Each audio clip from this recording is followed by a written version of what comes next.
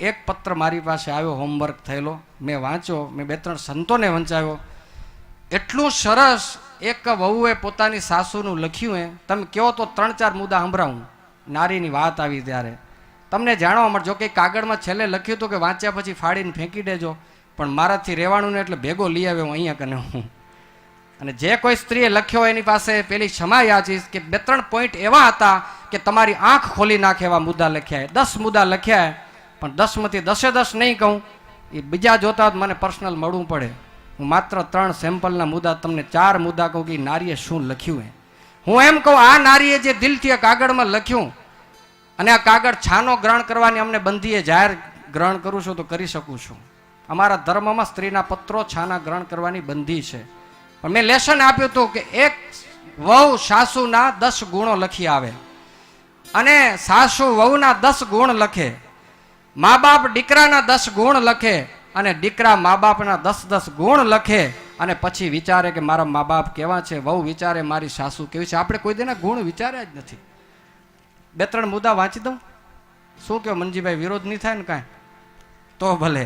હવે જો એને એક મુદ્દો એટલો સરસ લખ્યો કે મારી સાસુ વિશે હું લખું છું, ઘરમાં કાંઈ પણ પ્રોબ્લેમ થાય તો સાસુ સહન કરી બધા જ દુર્ગુણો પી જાય છે, કોઈને કંઈ કીધા વગર એકલા જ આ બધું સહન કરી લે છે. આ બધું મને મારી નજરે દેખાય છે. ભક્તો, આ સહનશીલતાની મૂર્તિ એની સાસુ હશે ત્યારે આ દીકરા વહુ એનું લખી શકે છે. મોટાને હંમેશા સહન કરવાનું હોય. આજે આ નથી, આ શક્તિ નારીઓ પાસે જતી રહી છે.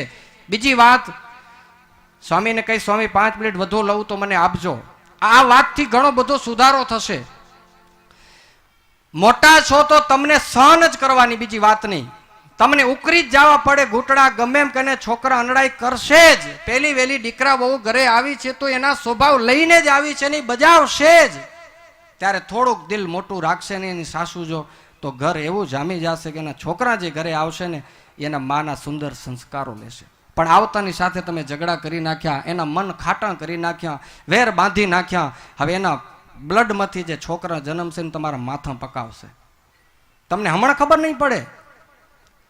તો આ બધું મારી સાસુ સહન કરે છે એમ લખ્યું છે. બીજો મુદ્દો બહુ સરસ છે.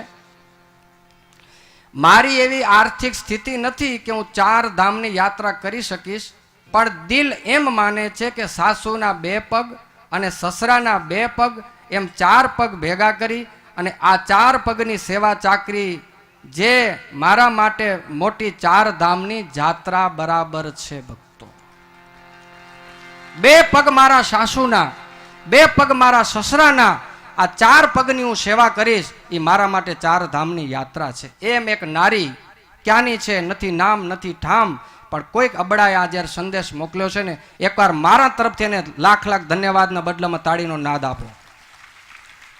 આ સમાજની અમને આવી નારીઓ જોઈ છે, એના મા બાપના ચરણને તીર્થ માને અને એના મા બાપની સેવા કરે. કોઈ તીર્થની યાત્રા એને કરવી નહીં પડે.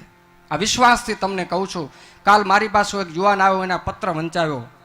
એને પોતાના દિલમાંથી એમ કીધું, સ્વામી હું જોઉં છું મારા પરિવારમાં મારા બાપના 4 ભાઈ છે, જે મારા બાપુજી અને મારા બીજા કાકા એ અમારા દાદા દાદીની સેવા કરી હતી ને, એની પાસે અઢળક લક્ષ્મી છે, અને જે અમારા બાપના 2 ભાઈએ સેવા નથી કરીને, સ્વામી હું મારી આંખે જોઉં રહો કે એની પાસે ખાવા રોટલાય પણ નથી, એવી પરિસ્થિતિમાં જીવેરા. એક યુવાને મને આવીને કીધું. મા બાપથી અધિક કાંઈ શાસ્ત્રમાં કીધું નથી.